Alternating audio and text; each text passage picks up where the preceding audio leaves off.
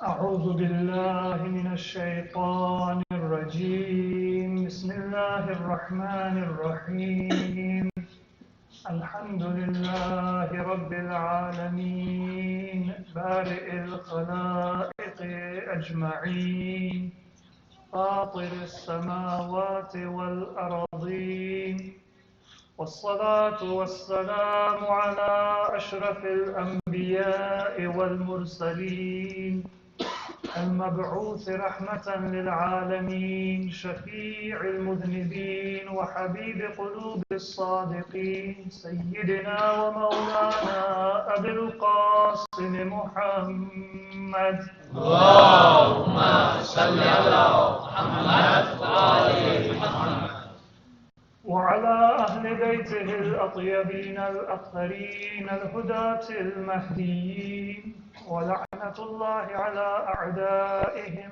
إلى قيام يوم الدين رب اشرح لي صدري ويسر لي أمري واحلل عقدة من لساني يفقهوا قولي أما بعد فقد قال الله عز وجل في القرآن المجيد بسم الله الرحمن الرحيم قد أفلح المؤمنون الذين هم في صلاتهم خاشعون والذين هم عن اللغو معرضون والذين هم للزكاة فاعلون صلوا على محمد وآل محمد اللهم صل على محمد وآل محمد السلام عليكم ورحمة الله وبركاته. وعليكم السلام ورحمة الله وبركاته.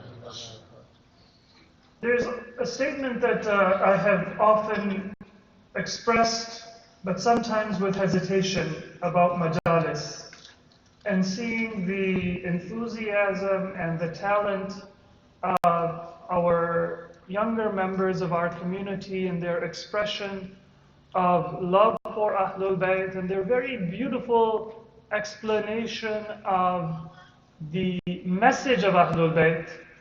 Now I feel that I can say that same statement with a greater degree of confidence. And that is that when you come to the remembrance of Ahlul Bayt, alayhim salatu wassalam, sallu ala Muhammad wa ala. There is often a tendency that we have among the more busy members of our community to say that I don't have time to come for the entire program, which might be 2 hours or maybe a little bit more than that, plus travel time. And so I'm going to make it for the lecture, but I might time my arrival to skip the marthiyah or the poetry before the lecture, and then I might leave right after the lecture and skip the latmiya or the matam or the poetry recited after the lecture or the ziyarah, because they want to get the material or the learning. And if you look at some of the practices at the time of our imams, under the direction of the imams themselves, then it wasn't the prose or the historical events that took place at Karbala that they emphasized above all else. And in the month of Muharram, it wasn't even a lecture or a khutbah or a wa'ad that was emphasized above all else. But it was that performance of poetry and ziyarah and the emotional connection to love of Ahlul Bayt and message of Ahlul Bayt that was emphasized above all else. And so in light of that practice and in light of that teaching, if you really don't have time to do it all, my heart tells me that we should say that prioritize not the information that you're going to get, but that poetry that will inspire you to continue to attend lectures and classes and Jum'ah khutbahs and gain knowledge about Islam throughout the year. Most of us, if we really look at our schedules, we have enough time to do both. To come to the lecture and to come before that and gain the benefit of the poetry, and afterwards to gain the benefit of the performance of Noha and Latmiya and poetry in praise of Ahlul Bayt. But if we want to prioritize, sometimes in our culture, we tend to prioritize the information. And we don't give enough importance to the presence and the inspiration that we gain from poetry. But of course, that requires us to have well thought out, inspiring, and also elegant poetry that can well represent the teachings of Ahlul Bayt and that can be a memory for us that stays with us and that inspires us to keep coming back for the learning. So there are times when you want to fill your vessel with that pure water of religious knowledge, and then there are times when you want to increase the capacity of the vessel that you have. Muharram is a time when, above all else, we're not just trying to put that water in our vessel, but we're trying to increase the capacity of our vessel so that we can fill it during Muharram and we continue to fill it outside of Muharram. And I pray to Allah that we have more of our youth come forward and express the insight that they have gained in poetry and in prose and in performance, and that becomes as important and even more important a part of our commemoration in Muharram as the majlis or the lecture or the admonition is for us. Sallu ala Muhammad wa ali Muhammad.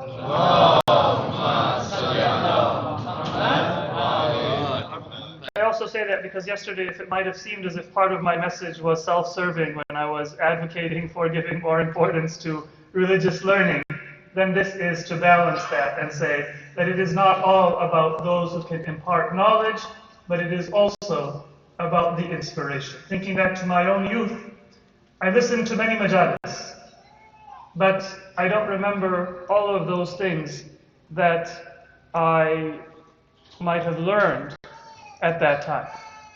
But if there was poetry about Ahlul Bayt, then even 40 years seems like it was just yesterday. And in particular, those who recited that poetry with such devotion that they would have to control their tears. And you would see the love, not just in the words that they were reciting, but in the way that it affected their body and their voice. That is something that I don't think will ever part, and that can be a source of inspiration for us, even if our memories begin to fade, and facts begin to fade from our minds and from our memories. And that is the power of the poetry and the connection, and it is very important for us to continue to develop that and to appreciate it and to honor it as a community. Sallu ala Muhammad wa ali Muhammad. Allahumma salli ala Muhammad wa ali Muhammad. Now, along with that, I don't want to say that gaining knowledge is not important. It's not an anti-intellectual message to say that we should prioritize purpose over knowledge. In fact, the true appreciation of knowledge and of facts and of data comes when we have first thought about how we are to put them into practice and how we are to utilize them. And these values that exist within a society, they demonstrate themselves sometimes very obviously and sometimes in a less obvious manner. But the values that we live by will show themselves in the way that we make decisions, in the way that we allocate our resources of time and money. And so some of you who may remember back to the financial crash of 2008, you will remember that in the early 2000s, there was some commentary about the fact that the best and brightest minds of this society were somewhat attracted towards going into commerce and finance, and there was a drop-off in the number of students who were majoring in sciences and other very important fields, because the money and the prestige was to go and work for Bear Stearns or Lehman Brothers or some of these other places, some of which did not survive and some of which did. But because society had allocated prestige, because the higher salaries were in those fields, you find that many more valuable and beneficial and maybe even more interesting fields no longer have as much interest. And the resources of a society will go to that area that has greater honor, greater dignity, greater rewards. As a Muslim community, that is something that each and every one of us needs to think about. Are we sending all of our best and brightest to Bear Stearns and Lehman Brothers before the next crash? Or are we sending our best and brightest to serve religion with the talents that Allah subhanahu wa ta'ala has given them? And serving religion doesn't mean that you formally go and study in a hawza and become a scholar. That is one way to serve religion. But it means that you orient yourself around being a better person and living the values of your religion in every decision that you make. So whatever career you may go to, whatever field you may study, whatever path your life takes you on, your goal and your aim is always to serve Allah subhanahu wa ta'ala with the resources, the talents, the abilities that He has given you. On an individual level, that's a choice that every human being makes. You will choose what your major is. You will choose what your career is. But on a societal level, the assumptions and the conversations that we have will influence the direction that younger members of our community will go. So if we speak about religion as being what we do in our spare time with our extra money, then it will become a hobby, and it might even drop off from being a hobby in our communities.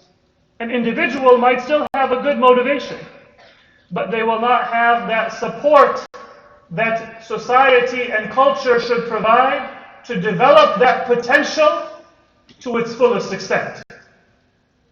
When people talk about how Muslims should imitate other minorities within this country, sometimes you'll hear people say that we should be more like the Jews, or we should be more like the Hindus, or we should be more like the Chinese, or we should be more like whatever other group happens to be a model minority in popular conception.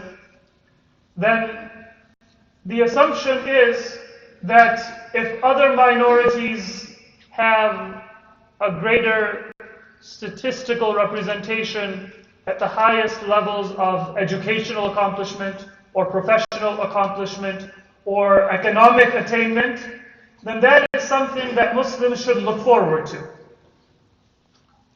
But really what we need to see is that those minorities, when they came to this country, and they succeeded beyond their own wildest expectations. They have a rich heritage, culture, religion.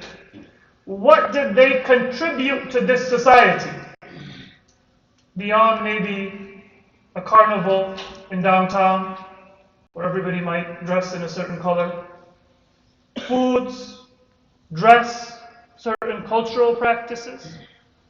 If we want to imitate or adapt the good practices of other minorities, it shouldn't be political influence or economic attainment or academic attainment that is the standard that we use. But it should be whether we have been able to provide some moral message and upliftment to society. Because that is what we consider to be our highest value and our highest purpose.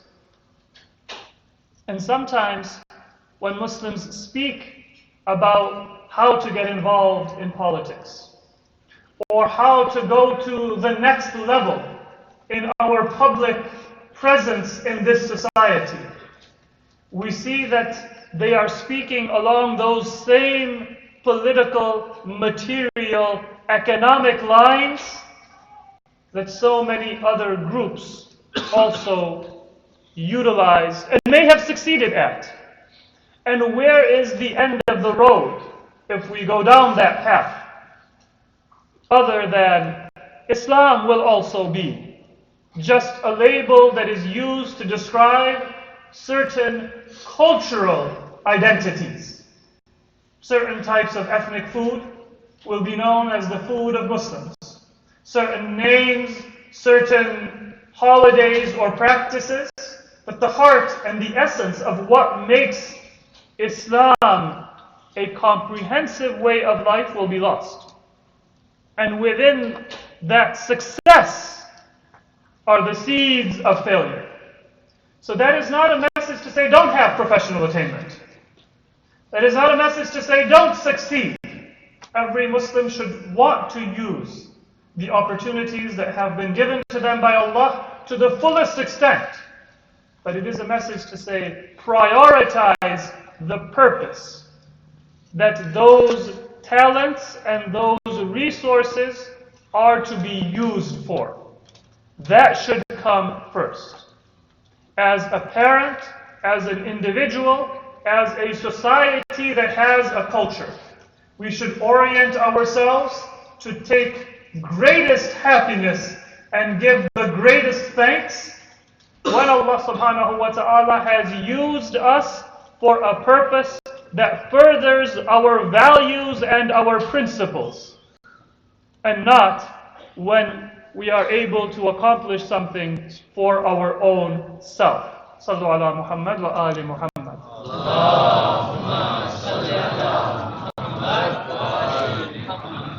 In the previous nights, I said that we have two standards that we can use to help gauge where we lie within our spiritual practice. One standard is to look at your dua and see, do you have a dua that you want to ask Allah subhanahu wa ta'ala? That if it is not fulfilled as you asked it or on your terms, then you will have some complaint in your heart that, oh Allah, I did everything. I did nadr, mannat, ziyarat. I woke up before Fajr and asked at that time, after doing ghusl and with wudu, and after a 2 rak'ah prayer, and I said salawat before the dua, and I said salawat after the dua, and I gave sadaqah, and I did everything right.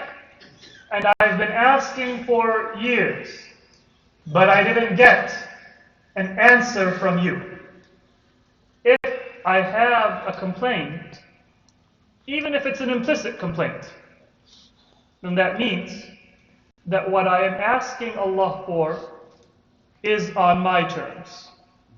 And it is not a petition to a Lord, a Creator, a God, but it is a demand. I'm not asking Allah to raise me up for His purpose and to a level that He deems appropriate, but I am asking God to bring down my destiny to my level and my understanding. So that was the first standard that we can use. The second standard is to say, when something good comes to me, what is the first thought that comes to my mind about what I am going to do? I get a windfall that I didn't expect. You get a raise. You get windfall profits. You get something that you were not expecting. You get time that you didn't think you were going to have. The first thought that comes to your mind is what is most important to you. If the first thought is that I'm going to pay down debt, then that means your greatest concern is your debt. That's what is motivating you at that moment. And there's nothing wrong with that in the sense that it is not haram, it doesn't mean you're an evil person. It just is a reminder when you introspect that this is something that I need to work on. Maybe I need to give a little bit less time to figuring out how I'm going to pay off my student loans, donate $5 to Bernie Sanders' campaign so he can figure it out for you and solve it for you, and then figure that you're going to spend your time on something more important. If the first thing that comes to mind is I'm going to finally be able to take that vacation, I'm going to finally put my legs up and spend an afternoon with no responsibilities. Whatever it is, that is what is closest to your heart. It's not about the amount. This is something that we are taught within Islam, that our practices are an affirmation of our values and our aspirations. And that is why even sometimes, if it is not an obligation on you to do something, Islam still recommends you do it to affirm a certain principle. For example, Zakatul Fitra.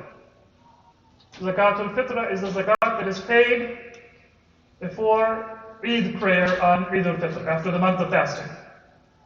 One of the benefits of fasting is for us to feel the deprivation of those who are food insecure. That's not the entirety of fasting. We should not just summarize it as a kind of social experiment, but that is one of the benefits of fasting and one of the wisdoms of fasting. And Zakatul Fitra is a gift that we give, alms that we give, purification that we give, in the literal meaning of the term, to those who are needy. Who is obligated to give Zakatul Fitra? Those who have their basic needs met. And so if I myself am not able to meet my legitimate needs or the needs of my family, I don't have an obligation to pay Zakatul Fitra. It's not an obligation for me. I might even receive Zakatul Fitra, but I don't have an obligation to pay it. But it is recommended that the head of household still separate out the equivalent amount, even if it be by the head of household giving it to, for example, their spouse, and then to each of their dependents by turn, and then spending that amount back on the needs of the family to affirm that our intention and our value and our principle is to give and to want to be able to serve. And if the greatest need is within the household, then once we have separated that zakat, we might give it back within the household. So you have affirmed the value of sacrifice and of giving, and you have also met a need that is there within the household, rather than spending that on someone else. So Islam wants us to affirm certain principles. Similarly, when it comes to that windfall that you might get in time or in money or in some other resource, it might not be that you give all of it in the way of Allah. But the first thing that should come to your mind is, now I can increase my contribution to the masjid. Now I can contribute to that worthy cause that I've been thinking about and that's been on my mind, that this is a need, and I haven't been able to do so far. Now I can finally read that dua that I have bookmarked and I've been wanting to reconnect to, but I didn't have the time to concentrate and to focus. And so I will open up, for example, Sa'ifa Sajadiyah, and I will read that dua of Imam Zainul Abidin alayhi salatu wassalam. Even if you just spend 15 minutes on it. And then you go and you do whatever else you need to do with the rest of your day off. So that is the second standard that we can use to determine what is most important to us. And if the first thought that comes to our mind, the first use that comes to our mind is something material, something economic, something political, something personal, then that is what is most important to us at that time. And we should make sure that we reorient ourselves so that what is most important to us is in accordance with what our values and our principles are. And that brings us now to the next stage in our discussion. We said that the journey of Islam, the journey of living a life of virtue that leads to salvation, is to live life not on our terms, but on the terms of Allah subhanahu wa ta'ala. To want to do things not because I want them or I am interested in them, but because Allah wants them and Allah is interested in them. Meaning that Allah has a desire for me to accomplish those things. His pleasure lies in doing those actions. On a material level, that means that we prioritize the pleasure of Allah over our own pleasure. And we find pleasure in doing things for the sake of Allah. That means, for example, and we spoke about the dua of Imam Zainul Abidin alayhi salatu wassalam.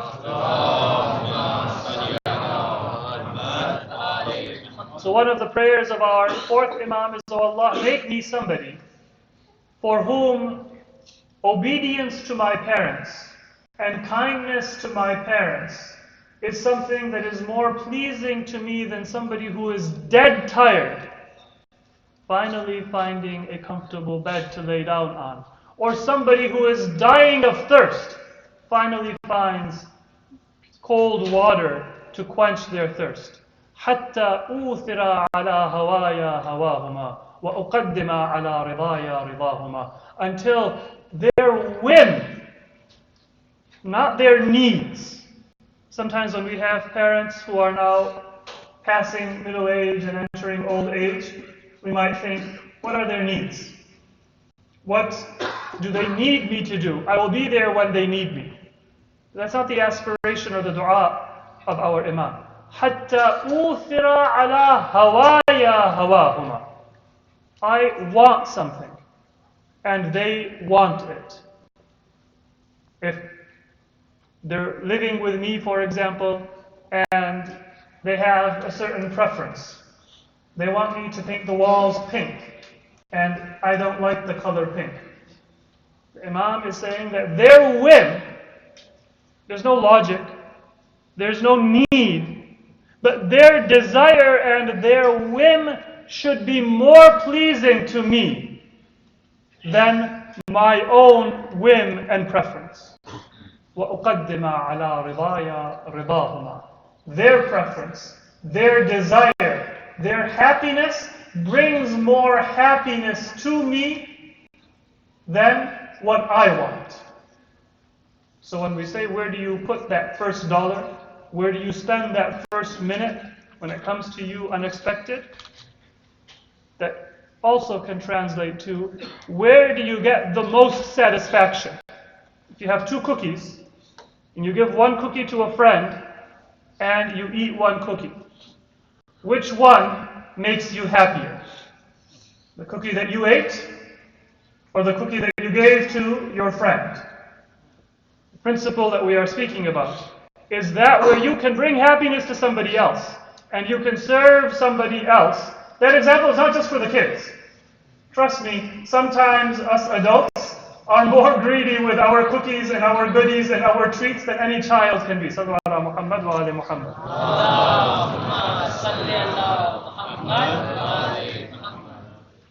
But it's easier to pick on children because they have not yet learned to fight back as aggressively. Sallallahu ala Muhammad wa ala Muhammad.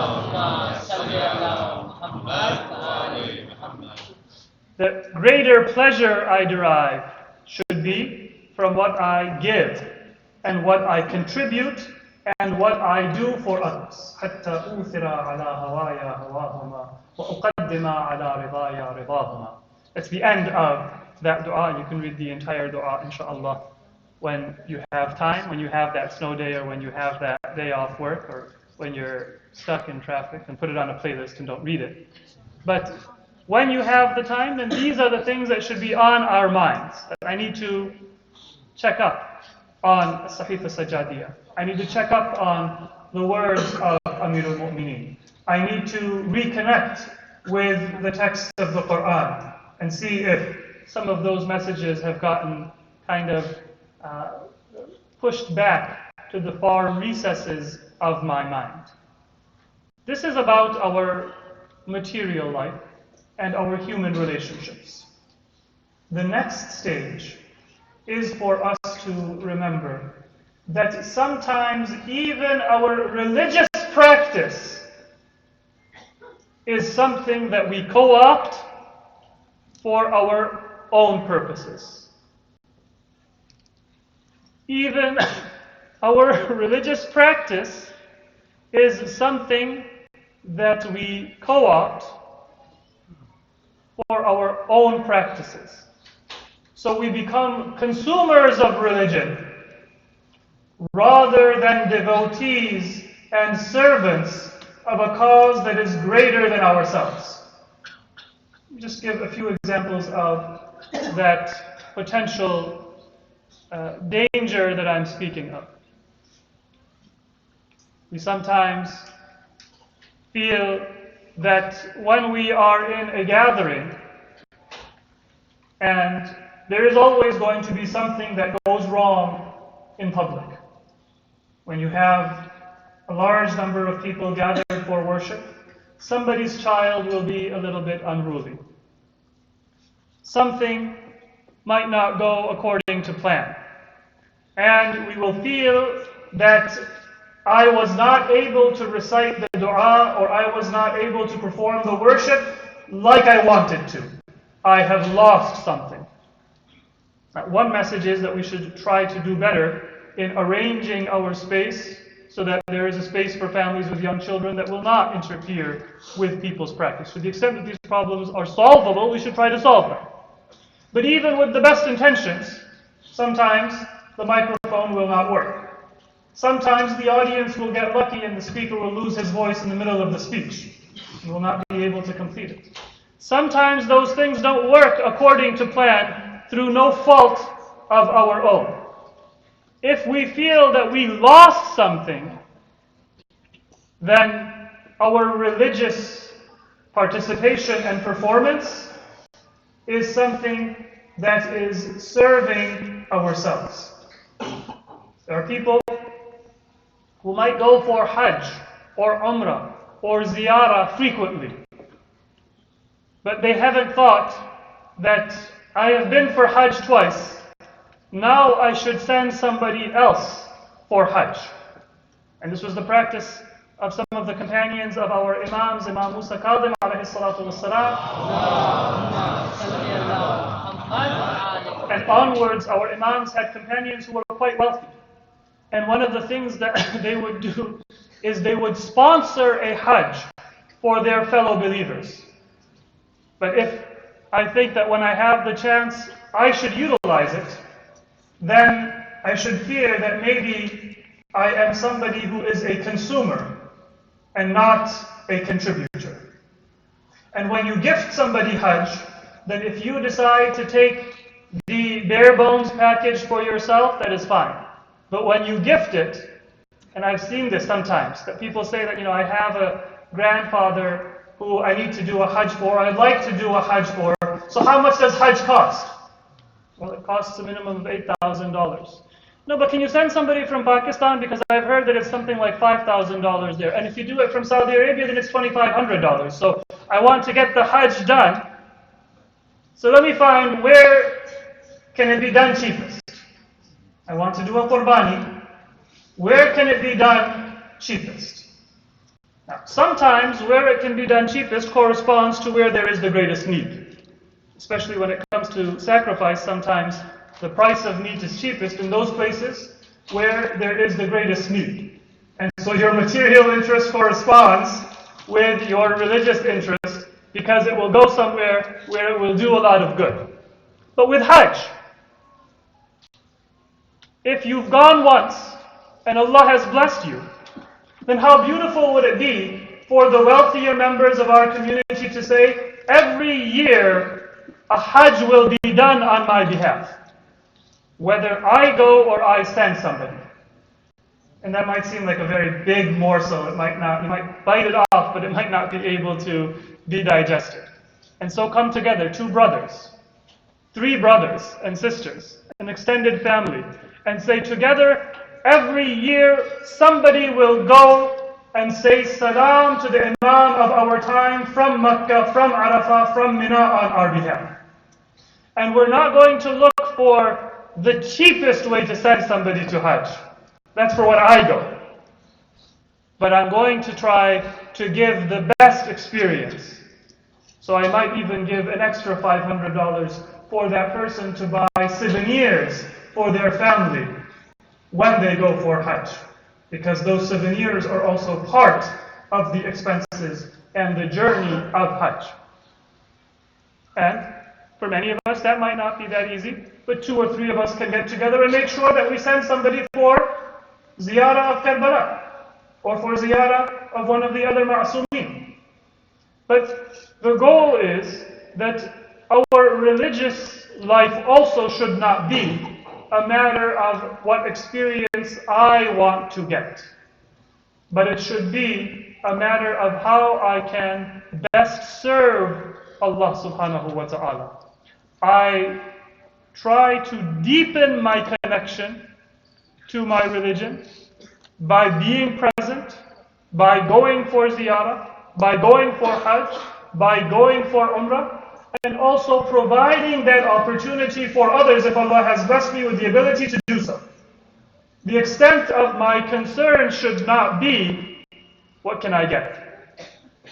What can I experience for myself? It's one thing to say I want to experience a trip for leisure or recreation, a ski trip. That's a separate issue. If that is the extent of our aspiration, then we need to raise our standard. Go on the ski trip, but that should not be the most important thing for you. But then if your aspiration is to go for Hajj, that's a better aspiration than your highest dream being to save up to go and visit the ruins of Athens or Rome. But even there, it can become something that is personal and self-serving, rather than religious and humble. So even our religious practice also is something that should be serving a higher cause. It should be a devotion to Allah subhanahu wa ta'ala. And there's a very simple standard that we can use to see if that is the case. If our practice makes us more grateful and more humble and feeling like we have a greater responsibility to our fellow believers, then that is a sign that it is for Allah. But if it makes us feel like, all right, I've accomplished something, I've checked off this box, if it makes us feel in some way like we are ahead of others, or we are ahead of what we expected ourselves to accomplish, we're satisfied with our progress, then that means that our religious practice also needs to be made more sincere and more pure. Because salat does not make you feel like you are better than somebody who does not pray. الَّذِينَ هُمْ فِي صَلَاتِهِمْ خَاشِعُونَ. The believers are those who are humble in their prayer. And their prayer makes them more humble, not self-satisfied. So that khushu and that humility, that is a sign that we can use to determine this donation that I have given to an Islamic cause, this service that I have where I am now the chairman of an Islamic institution or a masjid or a charity, is it something that is for Allah, or is it religious but it's kind of for myself and not for Allah subhanahu wa ta'ala? If you feel obligated and humbled, that is a sign it is for Allah. And if you feel entitled, then that is a sign that it is for yourself and not sufficiently for Allah. Sallu ala Muhammad wa ali Muhammad.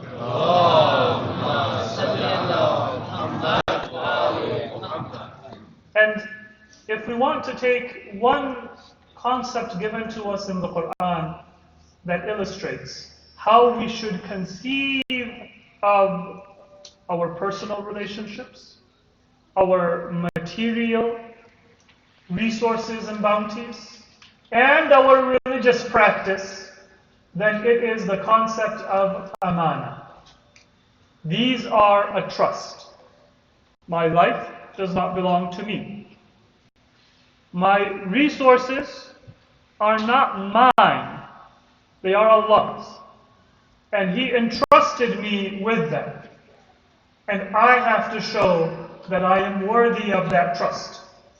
And if you're talented, you're a good poet, or you're good at science, or you're good at sports, or you have another talent, then that's not for you.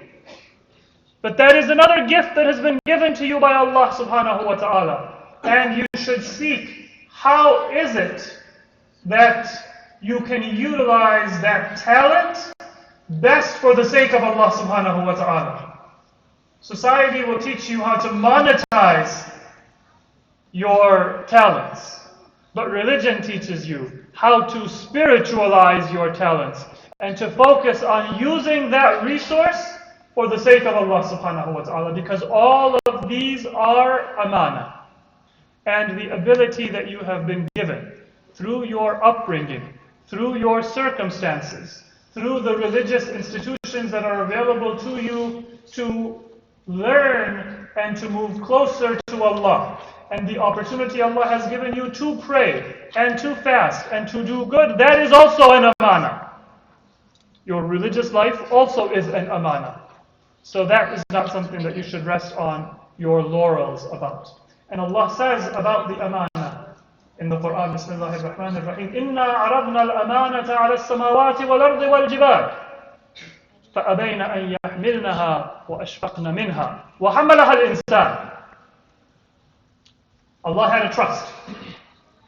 He says that I presented this trust to the heavens and the earth and the mountains. Some people say that this refers to the people of the heavens, meaning the angels, and the people of the earth, meaning human beings, and the people of the mountains, meaning the jinn. But Allah doesn't say that in the Quran. He says, إِنَّا عَرَضْنَا الْأَمَانَةَ عَلَى السَّمَاوَاتِ وَالْأَرْضِ وَالْجِبَالِ. First of all, people live in mountains just like they live in the earth, and one day, before long, after people have destroyed this planet, they might actually start living to samawat as well, by choice or by compulsion. But literally, the Quran says that heavens and earth and mountains, animate and inanimate objects, were offered the amana. فَأَبَيْنَ أَن يَحْمِلْنَهَا وَأَشْفَقْنَ مِنْهَا. So they said, we're not going to carry that trust. And they were afraid of it. They were fearful. That can we do so? وَحَمَلَهَا الْإِنسَانِ. So is this high praise for people? That heavens and earth and mountains were offered a trust, a gift. And they said, we can't do it. And they were afraid of it. وَحَمَلَهَا الْإِنسَانِ إِنَّهُ كَانَ ظَلُومًا جَهُولًا. Before you stand up a little bit more straight, a little bit more tall, with pride, that we carried that trust, the Quran says that إِنَّهُ كَانَ ظَلُومًا جَهُولًا. He carried the trust, humanity, but he is excessively unfair, excessively ignorant. So is that a critique of people? Well, what is the trust? According to many mufassirin, especially within the Sunni community, the trust is the teachings of Islam. Prayer, fasting, the obligations. The problem with that interpretation is that why would Allah offer prayer to the heavens or the earth or the mountains? If the mountains started to do ruku' and sujood, we wouldn't be able to live in this earth. So you're compelled to say that the Quran is being figurative. And the Quran is not a book of allegory. It is a book of reality. It is true in reality, just as it also has other layers of meaning that we might see of as figurative or allegorical. According to the hadith of Ahlul Bayt, there is a meaning that allows us to also understand the verse as not being just a figurative expression.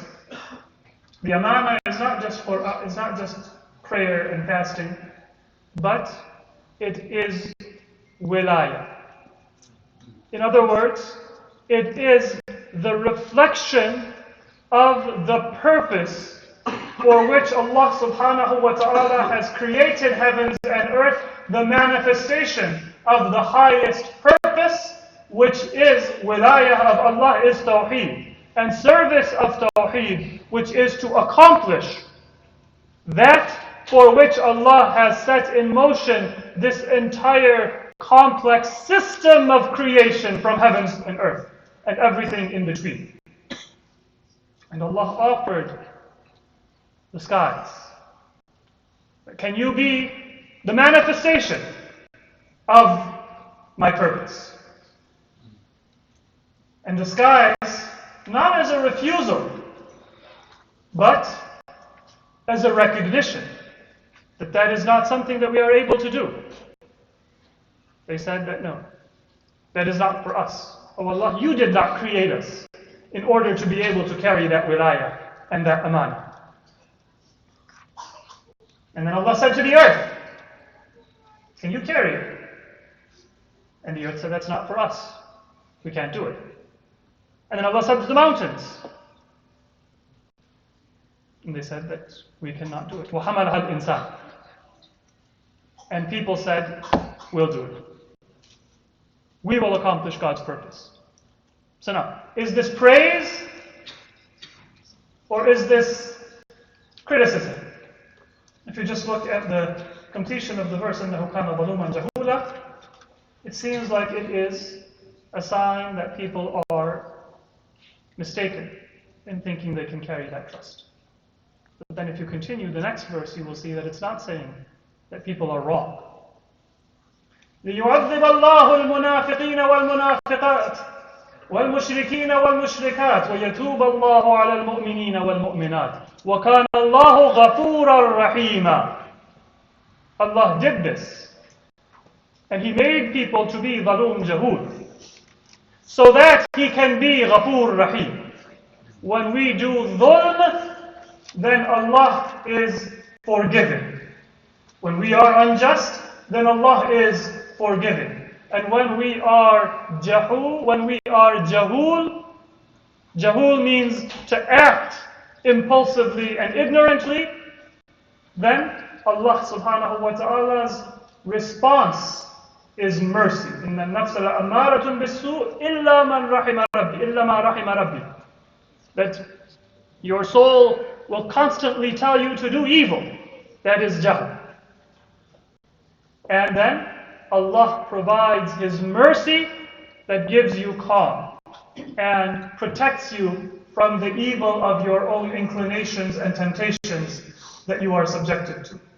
So, humanity tried to carry the trust, and humanity is unfair and ignorant, and Allah is forgiving and merciful. And if we correspond those attributes, we can say Ghafoor corresponds to, or is God's response to, the Dhaloom within humanity. And Rahim is the response to the Jahul within humanity. So in the end, what does the second verse tell us? That the trust that Allah gave to humanity is going to separate people into different categories. And it is praise for some, and it is criticism and condemnation for others. If we are among al-munafiqeen wal-munafiqat, or we are among al-mushrikeen wal-mushrikat, then we are unworthy of that amana. And if we are among al-mu'mineen wal-mu'minat, then Allah subhanahu wa ta'ala knows that we are dhaloom jahul. But He will, through our iman, give us His maghfirah and His rahmah, His forgiveness and His mercy. And that will raise us to a position where we are able to be worthy of that trust. And so what this verse is telling us is it is setting up a dynamic relationship, that human beings are worthy of that trust because they have a potential for spiritual growth. They have a free will that allows them to go from the temptation of dhulm and jahl to the height of maghfirah and rahmah of Allah subhanahu wa ta'ala. All that exists in creation is a trust.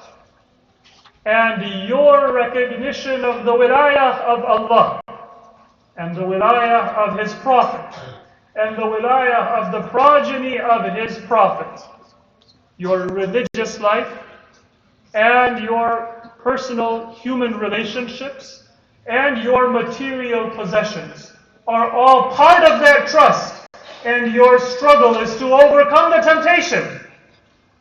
And that ammara bisu, in order to reflect and manifest God's purpose in every aspect of that trust. Then it doesn't matter to you what happens to you. When Imam Hussein al-Islam told his son that I closed my eyes for a moment and I heard a voice saying that this caravan is marching, galloping towards its death. Then Ali Akbar gave an answer that brought tears to the eyes of Imam Hussein. He said, Ya abati alasna ala al-haq. Father, are we not on the true path?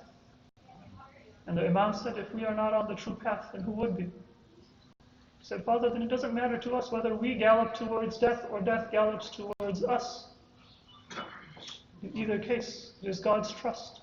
And we will live up to that trust. And we will fulfill our covenant. It doesn't concern us whether we are going towards death or death is coming towards us. We cannot imagine what a source of happiness and a source of pride and a source of comfort a son like Ali Akbar was for Imam Hussein. As he grew up in Medina, sometimes he would walk in the streets and the alleys of Medina, and elderly companions of the Prophet who had seen adversity, who had seen war, who had seen tragedy, when their eyes would fall upon Ali Akbar, they would stop in their path and say, "Oh Allah, have you brought the Prophet back to our midst?" And when he would speak, all around him would fall silent and say, "It is as if Rasulullah himself is speaking." Imagine, for Imam Hussein, on the day of Ashura, to say that, "Oh my son, there is a covenant that I have to fulfill and that you have to fulfill." And imagine when Ali Akbar comes to his father and says that, "Father, I have readied myself for battle. Do you give me permission to go?" Said that whenever anyone would ask the Imam for permission to go and be martyred, the Imam would make some excuse. The Imam would hesitate. The Imam would not say yes,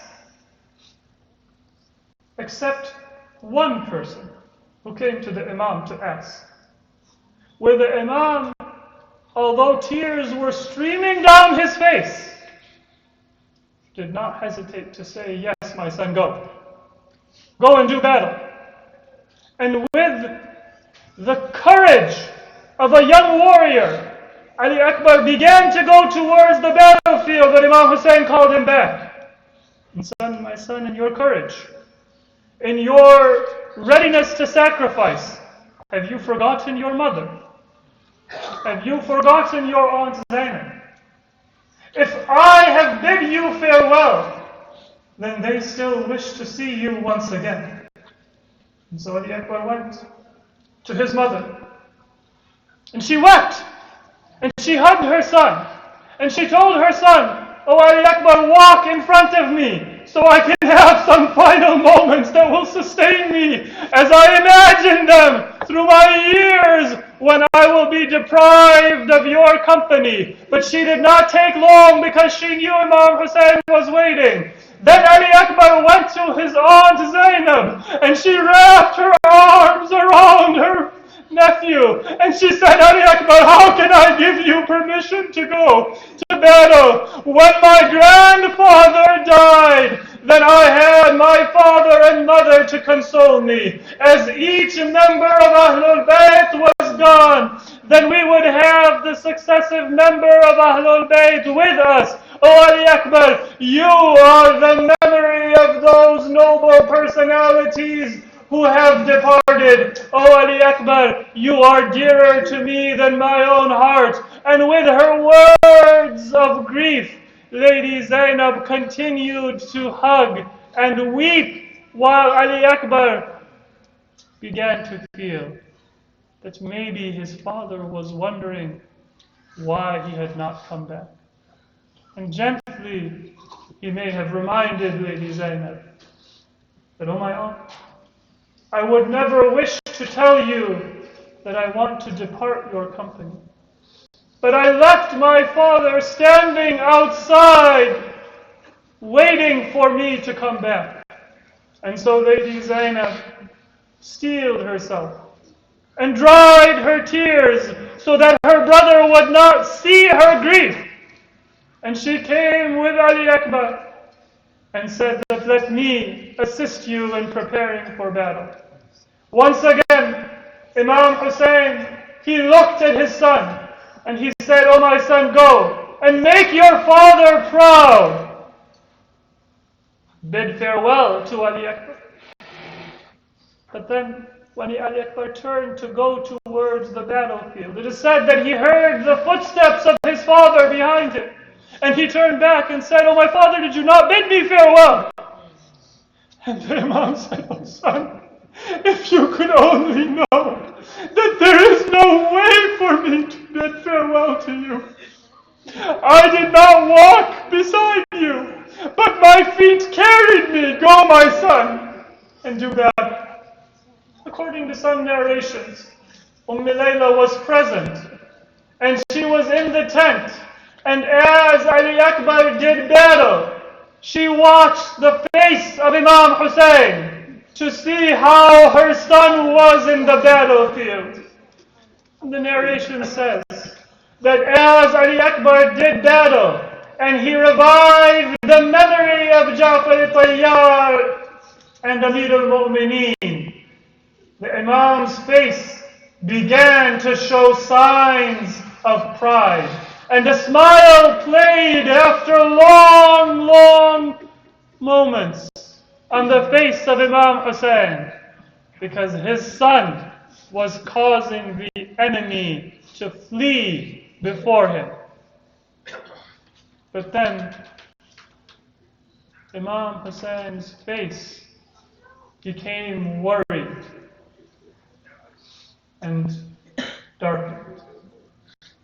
And Layla came forward and said, "Oh, my master, has something happened to my son?" And according to the narration, the Imam said that no. But there is a brave enemy soldier, a wretched man who has come. And this is a time when I fear for the health, for the safety of our son. O Layla, Allah tells us that a mother's prayers for her child are answered by Allah. Go in the tent and pray for Allah to unite us with our son one more time. And Layla went in the tent and said, "Oh Allah, by the honor of your Prophet Muhammad, and by the suffering of your beloved Hussein, fulfill the wish of my master Hussein." Ali Akbar won that bout, and he came back, and he said that, "Oh my father, thirst has overcome me. My armor is weighing me down. If I could have but a glass of water, then I would show these enemy soldiers that you are not alone and that you have a defender." And the Imam said, "Oh my son, if I had water, I would give you water. But I can only tell you that go forth and do battle. Your grandfather is waiting at the gates of heaven with a heavenly glass. He will quench your thirst. I cannot quench your thirst in this world." Once again, the Imam bid farewell. Layla bid farewell.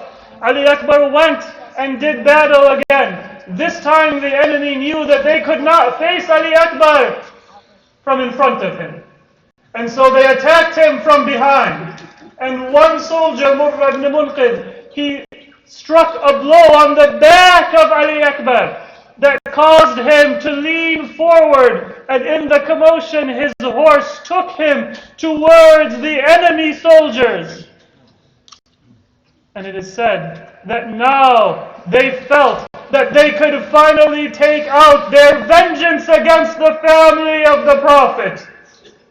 And so they struck him with their swords and with their spears. فَقَطَّعُوهُ إِرْبَا إِرْبَا. His body was mutilated on the back of that horse beyond recognition. Before life ebbed away from his body, Ali Akbar called out, "Assalamu alayka ya abata." My greetings, O my father. هذا جدي يقرئك السلام ويقول لك يا حسين عجل القدوم إلينا.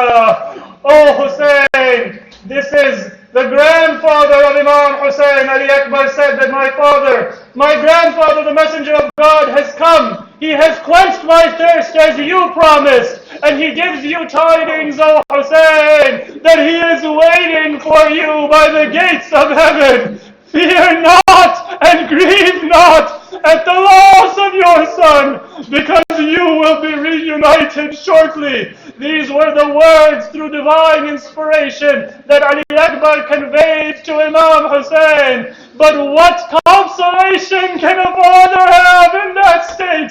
Imam Hussein called out that, "O Ali Akbar, keep speaking, because my eyes no longer can see.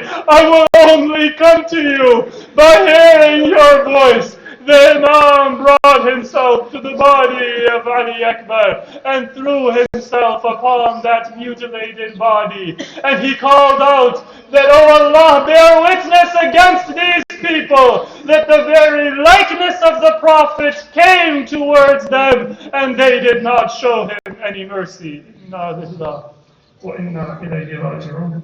وسيعلم الذين ظلموا أي منقلب ينقلبون.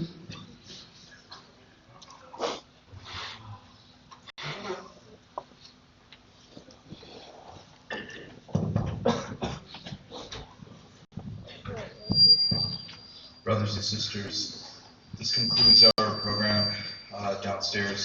For those of you who are staying for Matam, I would kindly request you to please exit to my right, quietly and respectfully. For those of you who are leaving at this point, also please exit the masjid tonight quietly and respectfully. And when you are in the parking